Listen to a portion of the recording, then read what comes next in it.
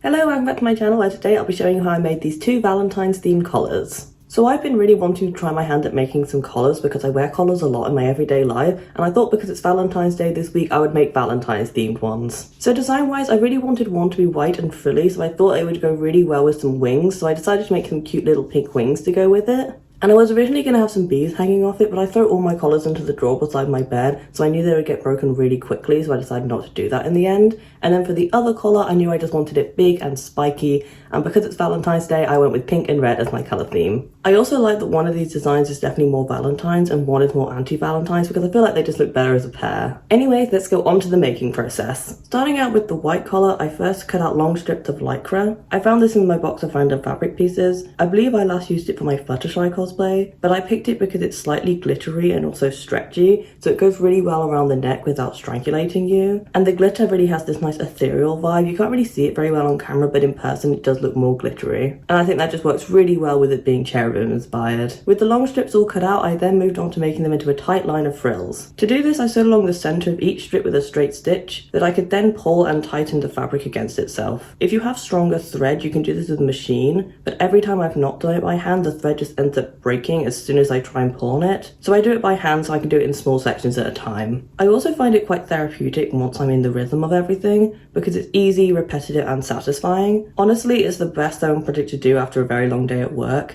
You can even watch TV or listen to something while doing it. I personally listened to the Smosh Mouth podcast for the entirety of these two pieces, and it made the time go by so fast and made everything feel so relaxing. Next, I attached ties to each side of the collar so I could actually attach it around my neck. For this, I used two strips of lycra that I pulled taut into a roll. I thought about adding elastic, but I didn't have a piece that was stretchy enough to allow me to pull it over my head, but also tight enough for it to go around my neck nicely and not hang really low down, because I didn't really leave enough space at the back of my neck. So I had to go with ties instead, and they aren't very easy to do up, but for a short project like this, I feel like they work great. Next, I went on to making the wings. These started out really big, but they did get more daintier and cute as I went along. For some reason, I thought the frill piece was much wider than it was, but this was just two pieces of hard batting, which I think is something I've used for every single one of my projects recently. And then I painted them pink with regular acrylic paint. I decided on pastel pink for these as I feel like it's more Valentine's Day.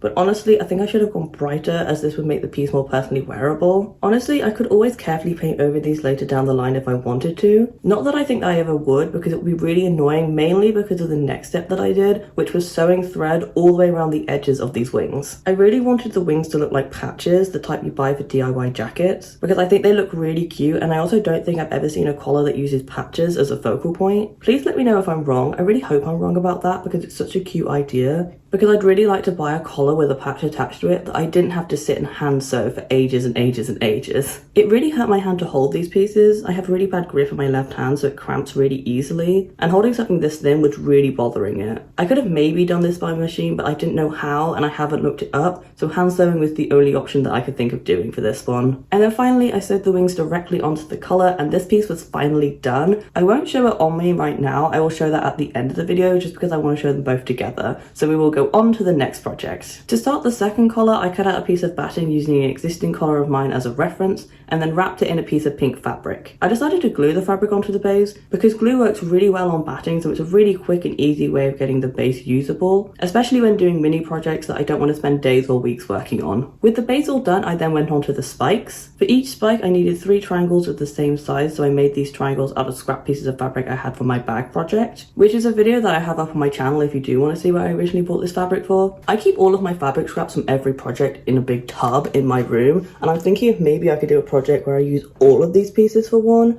but there's quite a lot of them and they're all different kinds of fabric and different colours and things. I feel like some might go together, but others just don't really work together, but we will see. Maybe I'll do a project with that in the future. With the pieces all cut out, I then sewed them all together and turned them the right way in. This is the only part of this project where I'm going to be using a sewing machine. When I started this project, I really wanted it to be a no sewing machine project because I had a really bad headache and my machine is really loud, so it's going to make it so much worse. But I'm not great at hand sewing, as you saw from the previous section of this video, so I knew that sewing straight lines wasn't really going to work out for me, so I thought the sewing machine was the best option here. With the spikes all made, I then stuffed them all with stuffing using my tube turner. I use this as it's a long metal stick with a ball at the end, so I can really easily stab the stuffing down into the point of the spikes without stabbing through the sides of the fabric and into my hands. I was stabbing myself a lot this day while sewing, so I thought this was the safest option. I don't want to break my hands too much. Next, I sewed all the spikes into place along the base of my collar. You can definitely see the stitches here, but I don't really mind it, and it definitely looks better than anything I could have done with glue, so I'm glad I went this route. It does make me wonder how people can make things like this without all the stitches being really visible, because it just doesn't seem possible to me. I know it's just a lot of practice and patience, but I'm not a very patient person, so I just don't see that coming in my future. Finally, I also sewed ties onto this collar. I used the exact same fabric and the exact same method as the other one, except this time I sewed it onto the piece first and then pulled it second. But with that said, these pieces are now all finished and I can finally show them on.